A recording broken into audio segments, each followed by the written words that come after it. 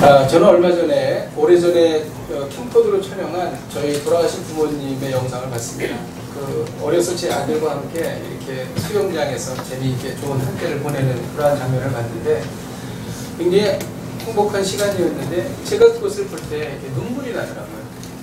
마음이 서늘하고 눈물이 나고. 왜 그럴까? 그것은 아마 어머니께서 돌아가실 때 말기암으로 고통당하시는 모습이 생각났기 때문이었을 것입니다. 그리고 인생을 살면서 좋은 일도 많이 있지만 고통스러운 일이 참 많았다. 그런 것이 저의 눈물을 흘리게 하지 않았는가 그런 생각을 하게 되었습니다. 아기가 태어날 때 울면서 태어나죠. 울지 않고 태어난 아기는 이상한 아이죠. 큰일 납니다. 울지 않고 태어나면 반드시 울어야 됩니다. 그리고 또 장례식장에 가면 많은 사람이 울죠. 안타깝게 돌아가신 분에 대해서 더 서럽게 울게 됩니다. 그래서 인생은 울면서 태어났다가 울면서 가는 것이 인생이다. 이렇게 말할 수도 있겠습니다. 기쁨보다는 슬픔이 많고 또 좋은 날보다는 고통스러운 날이 많은 게 인생인 듯 싶습니다. 불교는 고의 문제를 다루고 있습니다. 불교는 살아간다는 것이 고다 이렇게 말합니다. 석가모니는 어느 경전에서 이렇게 말했다고 그래요. 나는 고에 대해서 말하고 고의 소멸만을 가르칠 뿐이다 이렇게 말했습니다. 불교는 인생의 본질을 짚었지만 우리에게 구원을 가져다 줄 수가 없어요. 왜 그러냐면 죄의 문제를 다루지 않았기 때문입니다. 우리가 구원받기 위해서는 죄의 문제를 해결해야 되는데 불교는 고의 문제를 이야기하지 죄의 문제를 이야기하지 않고 있습니다. 그리고 죄에 대한 해결책을 제시하고 있지 않다는 것이죠. 여러분, 고통은 무엇일까요? 가난의 고통, 또 질병의 고통, 관계의 고통, 여러 가지 고통들이 우리가 있습니다. 고통을 한마디로 말하면 내가 무언가를 하고 싶은데 그것을 이루지 못한 그러한 어려움, 안타까움에서 오는 것들, 이런 것이 고통이다. 이렇게 우리는 말할 수 있겠죠. 가난에서 벗어나고 싶은데 그걸 벗어날 수 없는 거예요. 그럼 고통스러운 것입니다. 이 육신의 질병에서 벗어나고 싶은데 그것을 벗어날 수가 없는 거예요. 그게 고통스러운 것이죠. 또 관계를 회복시키고 싶은데 마음의 상처나 여러 가지 어떤 이유 때문에 관계가 회복이 되지 않는 거예요. 그러면 고통스러운 것입니다. 이런 것이 바로 고통이지요. 여러분, 요셉이 애굽의 총리로 있을 때였습니다. 그때는 애굽의 열치비대 왕조였어요. 그래서 유대인에 대해서 아주 호의적으로 대했던 그러한 왕조죠. 그때 왕이 애굽 12대 왕조의 아멘에마트 3세라는 사람입니다. 요셉과 이스라엘을 선대했습니다. 세월이 지난 거예요. 출애굽기 1장 8절에 보면 요셉을 알지 못하는 왕이 나타났다고 합니다. 그는 이집트의 제18대 왕조입니다. 그리고 23절에 가서 왕이 이제 죽었다라고 나오는데 그 죽은 왕은 바로 투투모스 3세가 죽은 것입니다. 그는 이스라엘이 번성하자 두려워했습니다. 왜냐하면 적이 쳐들어왔을 때에 이스라엘이 적의 편이 돼서 우리를 공격하면 이집트는 망할 수밖에 없다 이렇게 생각을 한 거예요. 그러다 보니까 더 이 사람 유대인의 어떤 힘을 그렇게 축소시키기 위해서 더 학대하고 핍박하고 그렇게 했다는 것이죠. 집도 주지 않고 벽돌을 만들려고 그러고 또 만들지 못하면 그것에 대한 또 벌을 가하고 이런 일들을 수없이 반복하면서 너무 고통스럽게 한 것입니다. 도저히 살 수가 없으니까 유대인들은, 이스라엘 사람들은 부르짖어서 고통 속에 부르짖어 하나님 앞에 외치기 시작하는 것이죠. 이 부르짖는 소리가 하나님께 상달이 되었고 또 하나님께서 그들을 돌보시는 역사가 일어납니다. 우리 24절에서 25절을 같이 한번 읽도록 하겠습니다. 시작. 하나님이 그들의 고통 소리를 들으시고 하나님이 아브라함과 이삭과 야곱에게 세운 그의 언약을 기억하사 하나님이 이스라엘 자손을 돌보셨고 하나님이 그들을 기억하셨다. 이스라엘이 형편이 좋고 잘 살 때에 하나님을 떠납니다. 그들은 우상 숭배와 교만의 죄에 빠지죠. 그런 일들이 구약시대에 수없이 반복이 됩니다.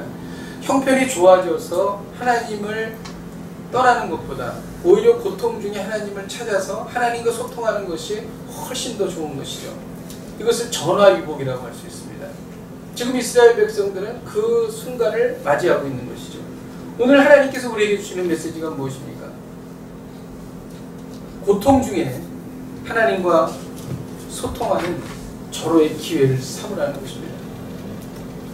당신의 고통을 하나님과 소통하는 절호의 기회로 삼으라는 것입니다. 욥은 그가 고난을 당하기 전에도 하나님과 소통을 했죠. 그러나 고난을 당한 이후에 더 깊이 하나님과 교제하게 되었습니다. 하나님에 대해서 더 깊이 알게 되었다는 것이죠. 다윗도 그가 초창기에 쓴 다윗의 시편과 후반기에 썼던 말년에 썼던 다윗의 시편을 비교해보면 영성이 차이가 납니다. 하나님도 깊이 알았다는 것이죠. 그것은 압살롬의 반역이나 여러가지 전쟁의 어려움이나 이러한 것들을 통해서 수많은 고통 속에서 하나님과 교제하고 소통했다라고 하는 것입니다. 고통 중에 하나님과 어떻게 소통할 수 있을까? 23절을 읽겠습니다. 시작. 여호와의 영광을 보고 이스라엘 자손은 고된 노동으로 말미암아 탄식하며 부르짖으니 그 고된 노동으로 말미암아 부르짖는 소리가 하나님께 상달이 된지라. 23절에 보면 그들이 고통 속에서 탄식했다라고 말합니다. 처음에 우리가 고통을 당할 때에 나타나는 반응은 탄식입니다. 그런데 이 탄식은 이 고통에 대한 어떤 자기의 부르짖음을 이 자기를 향하는 것이죠. 그러니까 탄식한다라고 하는 것은 어떤 문제를 해결할 수가 없어요. 그냥 탄식은 탄식으로 끝납니다. 탄식은 절대 어떤 생산적인 그러한 활동이 될 수가 없어요. 탄식은 그냥 자기 자신을 비관하게 하고 우울하게 만들고 그리고 그냥 그것을 신세를 한탄하게 하는 그런 것으로 그냥 끝나버린다는 것입니다. 그런데 너무나 다행스럽게도 이 이스라엘 백성들은 그 다음 단계로 나아가는데 부르짖었다라고 말합니다. 이 부르짖었다라고 하는 것은 자기의 고통을 전능하신 하나님께 내어놓고 그것에 대해서 도움을 요청하는 단계를 말하는 것입니다. 이 부르짖을 때에 역사가 일어나는 것이죠. 이 부르짖을 때에 하나님께서 그들을 돌보기 시작하는 것입니다. 우리가 기도를 할 때 보면은 정말 우리 성도들이 기도를 많이 하시죠. 그런데 부르짖어 기도하지 않고 그냥 이렇게 속으로만 기도하시는 분들이 있습니다. 물론 그것도 하나님의 응답 들으시죠. 그러나 우리가 급할 때는 하나님 앞에 부르짖어 기도해야 하는 것입니다. 부르짖어 기도한다라고 하는 단어가 성경에 무려 250번이 나옵니다. 그것은 정말 긴박한 상황 속에서 하나님께 부르짖어 기도하는 믿음의 선배들의 그런 절규라는 것이죠. 왜 부르짖어 기도했는가? 여러분, 부르짖어 기도하면 하나님의 응답을 우리가 경험하게 된다는 것이죠. 근데 이게 터지지가 않아요. 기도가 터지지가 않습니다. 그래서 그것에 대해서 나 기도를 못했는데 어떻게 부르짖어 기도하지? 여러분, 그것이 그렇게 어려운 게 아니에요. 그냥 주여! 주여! 주여! 주여! 주여! 이렇게 기도하는 거예요. 그리고 조금 더 나가서 너무 힘듭니다. 너무 고통스럽습니다. 하나님 도와주세요. 도와주세요. 주여! 주여! 주여! 이렇게 기도하는 것입니다. 한번 해볼까요? 여러분, 이게 너무 달라요. 이것이 영적인 환경이 달라지고 우리 안에 우리의 답답함과 우리의 절규가 터져 나오는 것입니다. 그리고 하나님께서 우리를 만져주시는 것이죠. 이 부르짖는다는 뜻은 통곡하다라는 뜻이에요. 그러니까 이 통곡하고 울부짖어 기도하는 기도를 말하는 것입니다. 여러분, 이 기도를 하나님께서 들으십니다. 인생은 고통이에요. 초등학교에 들어가기 전부터 애들은 공부를 해야 되죠. 잠을 자는데 귀에다가 영어를 틀어놔요. 내가 뭘 알겠어요. 근데 어쨌든 막 틀어놔요. 네. 막 벽에다도 막 써붙이고, 네, 막 그러죠. 조기 교육을 하는 것입니다. 초등학교에 들어가면 또 그때보다 취학 전보다 더 이제 스트레스를 받게 되죠. 고등학교, 그리고 대학교. 고등학교 때 정말 힘들게 해서 대학을 들어갔지만 대학에 들어가면 더 힘들죠. 시험 공부하고. 요즘에는 낭만이 없어요. 진짜. 좀 너무 안타깝죠. 아마 그 낭만적인 대학생활 하신 분들은 요즘 대학생들 보고 좀 안타깝다 그런 생각을 하게 될 것입니다. 네. 대학교 다닐 때 너무 공부한 기억밖에 없을 것 같아요. 막 밤늦게 11시, 12시까지 도서관에서 공부하고 또 시험 끝나면은 또 과제해야 되고 또 뭐 해야 되고 뭐 해야 되고 취직 준비해야 되고 인턴 준비해야 되고, 네, 또 뭐 취업 시험에서 또 수없이 했다가 또 좌절과 딱 낙담 속에서 또 어떻게 해서 취직을 하면은 취직하면 또 그게 뭐 다 됐나요? 그때부터 또 경쟁이죠. 또 막 눈치 봐야 되고 또 직급에 대해서 고민하게 해야 되고 또 세월이 지나면 또 한 40좀 넘으면은 또 이거 회사를 나가야 되나 어떻게 해야 되나 또 그런 생각하고 다음을 위해서 내가 뭘 준비해야 되나 고민해야 되고 또 그럭저럭 하다 보면 애들이 자라서 또 학교 가서 또 그 뒷바라지 해야 되죠. 또 노부모님 모셔야 되죠.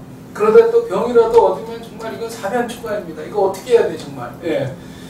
정말 몸뚱아리 하나 갖고 살았는데 몸까지 아프니 이거 어떻게 해야 되나. 예. 뭐 100세 시대라고 하는데 뭐 55세 정년입니까? 몇 세 정년입니까? 그 뒤로부터 40몇 년을 더 살아야 되는데 뭘 먹고 살아야 되나? 부부가 살려면 한 달에 200만 원, 300만 원 있어야 된다는데 그러려면 연금을 얼마를 풀어야 되지? 막 그런 생각도 해야 되고.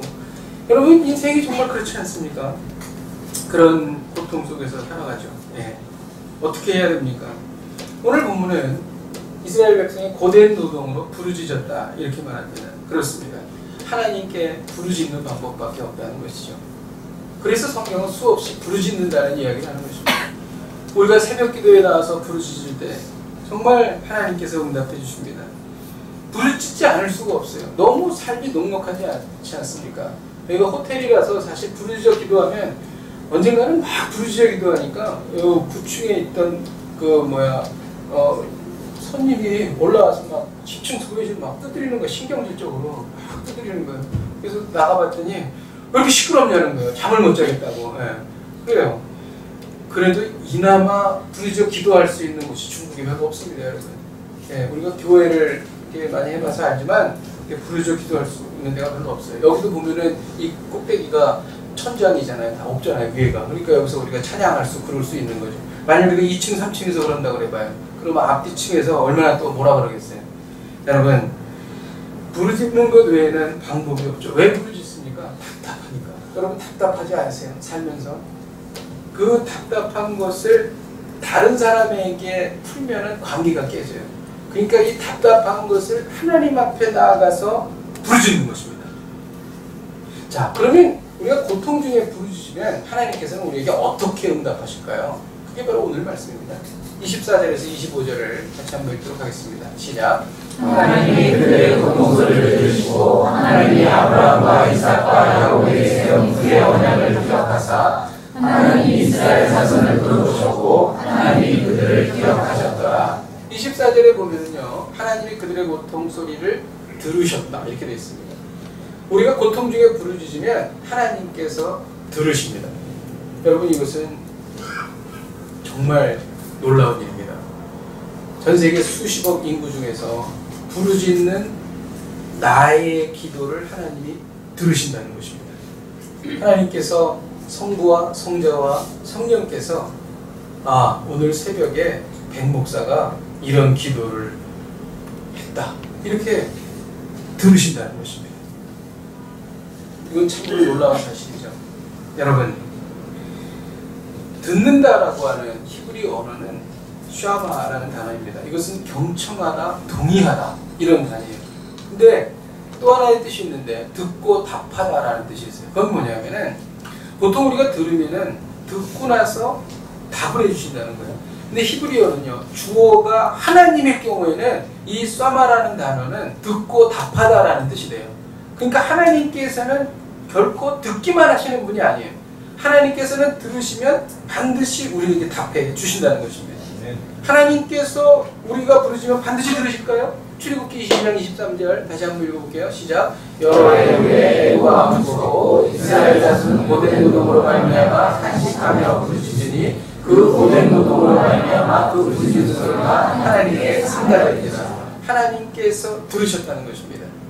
여러분 우리가 새벽에 우리 교회에 와서 불 끄고 기도하지 않습니까? 하나님께서 불꽃 같은 눈동자로 우리 한 분 한 분의 기도를 듣고 계십니다. 저는 이 말씀을 믿습니다. 시편 34편 15절을 같이 읽겠습니다. 시작. 여호와의 눈은 의인을 향하시고 그의 귀는 그들의 부르짖음에 기울이시도다. 분명히 그의 귀는 우리가 부르짖는 부르짖음에 귀를 기울이신다는 것입니다. 이것은 하나님께서 직접 하신 말씀입니다. 부르짖을 때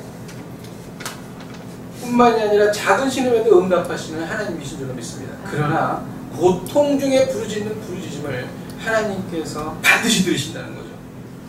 여러분, 눈물로 간구하는 여러분의 기도를 반드시 들으십니다. 그리고 고통 속에 어찌할 바를 몰라 절규하는 여러분들의 간구를 반드시 들으신다는 것입니다. 그리고 고통 중에 부르짖으면 하나님께서는 우리를 기억하십니다. 이것은 히브리어로 자카르라고 하는 단어예요. 오늘 아까 24절, 25절에 보면 기억하신다라는 말씀이 2번 나와요. 이 자카르라는 단어는 마음에 품다, 그리고 상세히 말하다라는 뜻이에요. 하나님은 또 이 단어의 뜻은 기록하다라는 뜻이 있는데, 하나님은 우리가 부르짖어 기도할 때 기록하듯이 기억하신다는 거예요. 정말 집중해서 경청을 하면 기록하듯이 듣습니다. 그렇지 않습니까? 이 단어가 그런 뜻이에요. 그리고 이 기억하신다는 단어는 평상시에 다른 생각을 안 하시고 있다가 갑자기 그때 기억하신다는 뜻이 아니라 평상시에 늘 마음에 품고 계시다가 기억하신다는 뜻이에요. 이거 완전히 다른 뜻이죠. 그렇게 되면 여러분, 우리가 고난당할 때 우리가 하나님은 우리와 멀리 계신다 이렇게 우리가 느끼죠. 근데 그렇지 않다는 것이죠. 하나님은 절대로 우리를 잊지 않으십니다. 그래서 시편 이사야서 49편 15절에 이런 말씀이 있어요. 여인이 어찌 그 젖 먹는 자식을 잊겠으며 자기 태에서 난 아들을 긍휼히 여기지 않겠느냐. 그들은 혹시 잊을지라도 나는 너를 잊지 아니할 것이라. 절대로 하나님은 우리를 잊지 않으신다는 것입니다. 한 번 맺으신 하나님과의 사랑은 절대로 사라지지 않고 하나님은 절대 우리를 잊지 않습니다. 하나님께서 우리에게 베푸신 구원은 사라지지 않고 영원하다는 것입니다. 내가 인생의 수렁에서 헤맬 때 하나님은 우리를 기억하십니다. 세상이 모두 나를 잊을지라도 하나님께서는 우리를 잊지 않으십니다. 우리가 조국을 떠나서 광주에 멀리 있을 때도 하나님은 우리를 절대로 잊지 않으십니다. 우리가 더운 여름에 시장을 헤매며 여러 가지 비즈니스를 할 때에도 하나님께서는 우리를 절대로 잊지 않으십니다. 이분이 바로 하나님이신 줄을 믿으시기를 바랍니다. 아멘. 또 고통 중에 우리가 부르짖으면 하나님께서는 우리를 돌보십니다. 이 돌보신다라고 하는 단어는 히브리어로 라야다라고 하는 뜻이에요. 이 라라는 뜻은 분별하다라는 뜻이에요. 야다는 안다는 뜻입니다. 특별히 구별해서 알아주신다 그런 뜻이에요. 특별히 구별해서 알아주신다, 특별히 이해해 주신다라고 하는 거예요. 이 야다라는 뜻은 지식적으로 아는 뜻이 아니라 남편과 아내가 알듯이 이렇게 서로 깊이 아는 것을 여기에 말하는 것입니다. 여러분, 이러한 특별히 하나님께서 우리를 돌보시는 결과가 무엇입니까? 그것은 모세를 보내셔서 이스라엘 백성을 구원하신 거예요. 하나님이 돌보실 때 초자연적인 사건들이 일어났죠. 10개의 재앙을 보내셔서 이집트에서 이스라엘 백성을 구하셨습니다. 정말 배고파서 굶어 죽을 때 하늘에서 만나가 수없이 쏟아졌어요. 여러분 한번 생각해 보십시오. 저나마 그 만나가 쏟아질 때 만나가 쏟아져서 내가 이걸 먹을 수 있어서 기뻐서 감격하는 것보다도 하나님이 우리를 돌보시고 있구나, 하나님이 나를 위해서 이렇게 만나를 내려주시는구나 라고 하는 사실만으로도 눈물과 감격이 넘쳤을 것이라고 저는 생각합니다. 목이 말라 죽을 것 같은데 바위를 명할 때니 생명수가 터져나오는 것입니다. 낮에는 구름 기둥으로 이스라엘 백성을 보호해 주시고 밤에는 불기둥으로 따뜻한 온기를 전해주셨던 그 하나님을 그들은 경험했다는 것입니다. 이스라엘 백성을 돌보는 분은 전능자 하나님이세요. 후견자가 전능자, 나를 도우시는 분이 하나님이세요. 여러분, 이것이 바로 하나님이 우리를 돌보신다는 것입니다. 시커먼 홍해바다가 갈라지는 것입니다. 아이들을 포함해서 200만 명이 거기를 지나가는 거예요. 지나갈 때 어떤 일이 일어난 줄 알아요? 그 바닥이 물기가 없었어요. 그냥 이 마른 땅을 걸어가는 것처럼 걸어갔다. 어떻게 이런 일이 있을 수 있어요? 밤새도록 바람이 불어가지고 동풍이 불어서 바다가 갈라졌어요. 그럼 거기를 건너가면은 진흙 찌퍽찌퍽하면서 가야지, 맞지 않겠습니까? 갯벌을. 그런데 그게 아니라 마른 땅을, 정말 먼지가 나는 그 마른 땅을 200만 명이 걸어간 것입니다. 이 놀라운 일 아닙니까? 하나님이 돌보면 이런 일이 생긴다는 것입니다. 광야를 지나 적과 꿀이 흐르는 가나안 땅으로 들어갔다는 것이죠. 여러분, 하나님은 어떤 분이십니까? 우리가 고통 중에 부르짖으면 우리를 들으시는 분이세요. 그리고 또 하나님께서는 우리를 기억하시는 분이십니다. 그리고 우리를 돌보시는 분이십니다. 여러분, 하나님은 우리의 고통을 항상 돌보실까요? 성경은 뭐라고 말할까요? 우리가 부르시면 항상 돌보실까요? 성경은 그렇게 말하고 있지 않아요. 어떤 경우에는 우리가 고통 중에 부르짖을지라도 외면하실 때가 있습니다. 신명기 1장 45절을 같이 한번 읽도록 하겠습니다. 시작. 너희가 여호와 앞에서 통곡하나 여호와께서 너희의 소리를 듣지 아니하시며 너희에게 귀를 기울이지 아니하셨으므로. 이 상황은 출애굽하고 한 2년쯤 됐을 때 가데스 바네아에서 정탐꾼을 보내죠. 12명을 보내는데 10명이 부정적인 보고를 합니다. 기골이 장대한 족속이 우리를 다 죽일 거야. 그래서 그들은 하나님을 신뢰하지 않고 그들은 통곡하고 그리고 불평하기 시작합니다. 그때 하나님께서 진노하셔서 너희가 40일을 정탐했으니까 하루를 1년으로 쳐서 40년을 광야에서 유리하게 될 거다. 그렇게 말씀하셨습니다. 근데 이스라엘 백성들이 그렇게 이야기를 듣자 지금 가나안으로 진격하겠습니다. 이렇게 얘기한 거예요. 그래서 하나님께서 아니다. 진격하면 너희가 패하리라. 그럼에도 불구하고 진격했습니다. 아모리 족속과 싸워서 완전히 패했죠. 그래서 그 밑에 먼 호르마까지 쫓겨가는 그러한 일을 당했습니다. 그때 그들이 또 밤새도록 울면서 통곡을 했죠. 그때 성경은 뭐라고 말합니까? 하나님께서 그들에게 귀를 기울이지 않으셨다. 이렇게 말씀하십니다. 즉 하나님을 배반했을 때 하나님은 듣지 않으십니다. 하나님의 말씀을 듣지 않았을 때 하나님은 그 고통을 듣지 않으실 때가 있다는 것입니다. 우리의 관심은 무엇인가?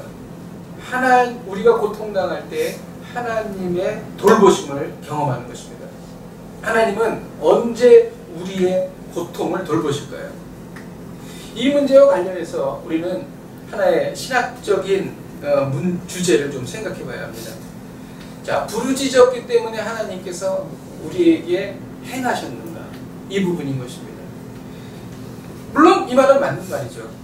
그러나 실제 삶의 정황에서 우리가 부르짖었지만 응답받지 못하는 경우도 있다는 것이죠. 그 이유는 무엇일까요? 23절에 보면 고된 노동으로 부르짖었을 때 하나님께 상달되었다고 말합니다. 부르짖음은 일단 전달하는 역할을 한 것이죠. 그리고 24절에 보면 하나님께서 그들의 고통을 들으시고 아브라함과 이삭과 야곱에게 하신 언약을 기억하셨더라 이렇게 되어 있습니다. 그래서 하나님께서 돌보시기 시작한 것이죠. 그래서 이 본문을 계속 깊이 있게 읽어보면은 우리가 하나님의 돌보심을 받는데 부르짖는다라는 것보다도 하나님께서 우리와 언약하셨다는 것에 더 무게중심이 이렇게 가는 것을 우리가 알게 되는 것입니다. 여러분, 부르짖는다라고 하는 것은 필요 조건이지 충분 조건은 아니에요. 언약이 거기에 더해져야 필요 충분 조건이 된다는 것입니다. 부르짖음에 대한 하나님의 응답은 사적인 하나님의 응답하심이에요. 그러나 언약에 대한 하나님의 응답은 법적인 하나님의 응답이 되는 것입니다. 어떠한 일을 주장했을 때 법적으로 맞지 않으면 그 일을 잘 진행되지 못할 때가 많죠. 그렇지 않습니까? 언약이라고 하는 것이 하나님의 법이고 우리와 맺은 하나님의 언약이라고 하는 것입니다. 언약이 무엇일까? 성경은요, 언약이 없으면 소망도 없다고 말합니다. 언약이 없으면 믿음이 없다고 말합니다. 이방인은 언약이 없었고 유대인은 언약이 있었습니다. 유대인이 언약이 어떻게 있었는가? 로마서 9장 4절을 같이 한번 읽겠습니다. 시작. 그들은 이스라엘 사람이라 그들에게는 양자됨과 영광과 언약과 율법을 세우신 것과 예배와 약속들이 있고. 이들이 선민인 것은 언약이 있었기 때문인 것입니다. 그런데 이방인은 어때요? 에베소서 2장 12절을 같이 한번 읽겠습니다. 시작. 그때 너희는 그리스도 밖에 있었고 이스라엘 아버지 사람이라 약속의 언약들에 대하여는 의인이요 세상에서는 소망이 없고 하나님과 없는 자이더니. 언약은 이렇게 중요한 것입니다. 여러분, 우리가 믿음 생활, 신앙 생활을 하죠. 근데 어떤 성도는 하나님과의 언약이 있는 성도가 있습니다. 그런데 어떤 성도는 언약이 없습니다. 왜 그럴까요? 도대체 그 이유가 무엇일까요? 저는 오늘 본문을 묵상하면서 하나님께서 주신 감동이 있습니다. 24절에 보면 하나님이 그들의 고통 소리를 들으시고 하나님이 아브라함과 이삭과 야곱에게 세운 그의 언약을 기억하셨다고 말합니다. 이스라엘이 고통 중에 부르짖었습니다. 그런데 하나님께서는 아브라함과 이삭과 야곱에게 하신 언약을 기억하신 거예요. 그 그러니까 지금 이스라엘이 고통 중에 부르짖었는데 하나님께서는 훨씬 이전에 아브라함에게 하신 언약을 기억하시고 그들을 돌보신다는 것입니다. 여러분, 우리가 고통 중에 부르짖으면 하나님께서는 이사야와 맺은 언약을 기억하십니다. 이사야서 41장 10절에 보면은 두려워 말라, 내가 너와 함께하느니라. 놀라지 말라, 나는 네 하나님이 되며 내가 너를 굳세게 하리라. 참으로 너를 도와주리라. 참으로 나의 의로운 오른손으로 너를 붙들리라. 이 언약을 기억하시고 붙들어 주신다는 것입니다. 여러분, 이 언약으로 인하여 기도가 응답되는 것입니다. 이 언약으로 인하여 고통이 변하여 찬송이 되는 것입니다. 이것이 영적인 원리예요. 여러분, 이 언약을 어떻게 얻을 수 있을까요? 로마서 4장 13절에 이런 말씀이 있습니다. 아브라함이나 그 후손에게 세상의 상속자가 되리라고 하신 언약은 율법으로 말미암은 것이 아니요 오직 믿음의 의로 말미암은 것이라. 여러분, 아브라함이 언약을 얻은 것은 오직 믿음으로 얻었다고 말하고 있습니다.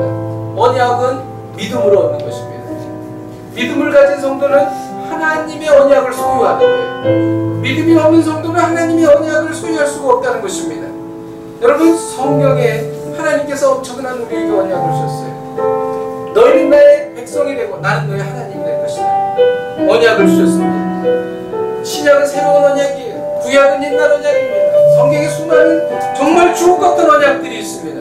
이런 수많은 언약이 성경에 기록되어 있어도 믿음이 없으면 아무 소용이 없습니다. 그러나 믿음이 있다면 그 언약은 다 내 것이 되는 것입니다. 여러분, 고린도후서 1장 20절에 이런 말씀이 있습니다.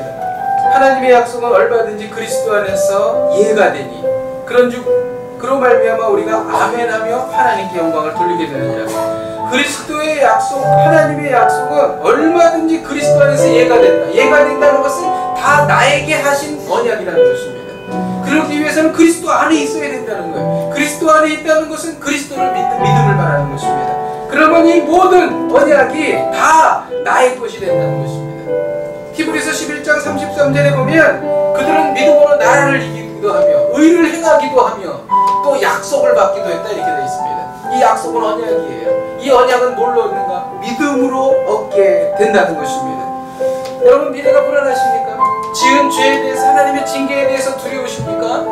하나님께서 노아와 맺으신 무지개 언약을 여러분 기억하십시오. 나는 다시 모든 생물을 홍수로 멸하지 않을 것이라는 그 언약을 믿으십시오. 예수 안에 있는 자에게는 결코 정죄함이 없다는 그 언약을 믿으십시오. 정죄함이 없으면 심판도 없는 것입니다. 여러분, 또 견고한 기업에 대한 갈망이 있으십니까? 하나님께서 다윗과 맺으신 다윗 언약을 믿으십시오. 하나님은 이스라엘 백성에게 이 땅을 기업으로 주시겠다고 말씀하셨고 견고케 하시고 번성케 하시겠다고 말씀하셨습니다. 그것은 역사적으로 이루어진 것입니다. 우리가 믿음이 있다면 이 언약은 바로 다 우리의 것입니다. 여러분, 하나님과의 언약은 특별해요. 보통 우리가 계약을 맺으면 쌍방이 계약을 맺죠. 그리고 그것을 써서 서로 사인하고 서로 주고받습니다. 하나님과 맺은 언약은 그렇지 않아요. 하나님과 맺은 언약은 대상이 하나님 한 분이세요. 왜 그런 줄 아세요? 연약하고 죄 많고 쓰러지고 변하는 우리를 언약의 대상으로 하지 않으세요. 만약 그렇다면 그것이 변동될 거예요. 그게 아니고 하나님 자신과 우리와 언약하시는 거예요. 대상자가 하나님이세요. 하나님은 전능하시고 불변하십니다. 그리고 영원하십니다. 하나님께서는 반드시 그 언약을 지키세요. 그렇기 때문에 하나님 자신이 언약하신 것입니다. 여러분, 구원을 어떻게 얻어요? 우리가 뭘 한 게 있어요? 아무것도 없어요. 우리가 구원에 대해서 기여한다면 그것은 구원이 아니에요. 우리가 죄짓고 우리가 하나님 앞에 범죄하고 우리가 하나님 앞에 패역했지만 하나님께서 결정하신 거예요. 내가 너를 구원하리라. 무조건 구원하신 거예요. 그리고 무조건 자신의 생명을 던지신 것입니다. 하나님 자신을 이렇게 결정하시고 하나님 자신이 그의 생명을 바치신 것입니다. 그리고 그 뒤에 성화를 이뤄갈 수 있도록 하나님 자신이 우리 안에 들어오신 거예요. 그래서 우리의 생각을 바꾸시고 우리의 삶을 변화시키시고 우리를 성화로 이끌어 가시는 것입니다. 처음부터 구원을 하나님이 시작하셨고 그것을 위해 하나님 자신이 모든 것을 다 희생하셨고 그것을 이루기 위해서 하나님께서 이루어 가시는 것입니다. 우리가 한 것이 있다면 단 하나, 믿음인 것입니다. 그래서 믿음이 언약을 우리의 것으로 만드는 놀라운 영적인 원리라고 하는 것입니다. 이 성경에 약속하신 언약을 믿음으로 받으시길 주님의 이름으로 축복드립니다. 오늘 하나님은 우리에게 말씀하십니다. 당신의 고통을 하나님과 소통하는 절호의 기회로 삼으라. 당신의 고통을 하나님과 소통하는 절호의 기회로 삼으라. 이를 위하여 부르짖으십시오. 이를 위하여 언약을 붙잡으십시오. 이 놀라운 역사가 일어나는 저와 여러분 되시길 주님의 이름으로 축복드립니다. 우리 같이 찬양하고 기도하십시다.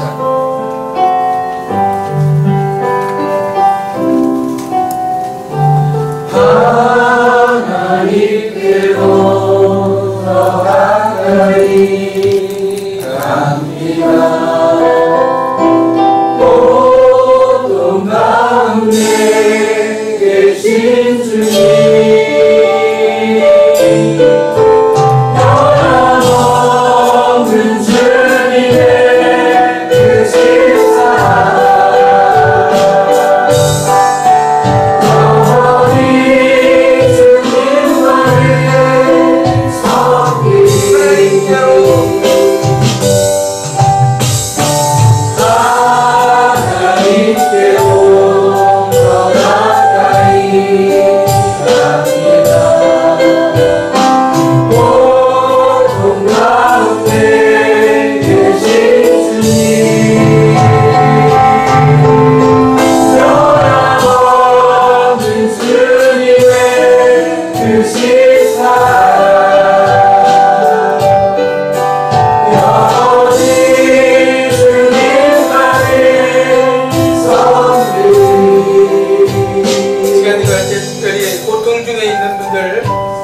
십자가 주님, 이 고통이 하나님과 소통하는 저의 기회로 변화시켜 주옵소서. 전화 유복의 계기가 되기를 원합니다. 고통이 감사가 되고 찬양이 되게 하옵소서. 언약을 붙잡겠습니다. 부르짖겠습니다. 우리 함께 통성으로 기도하시겠습니다.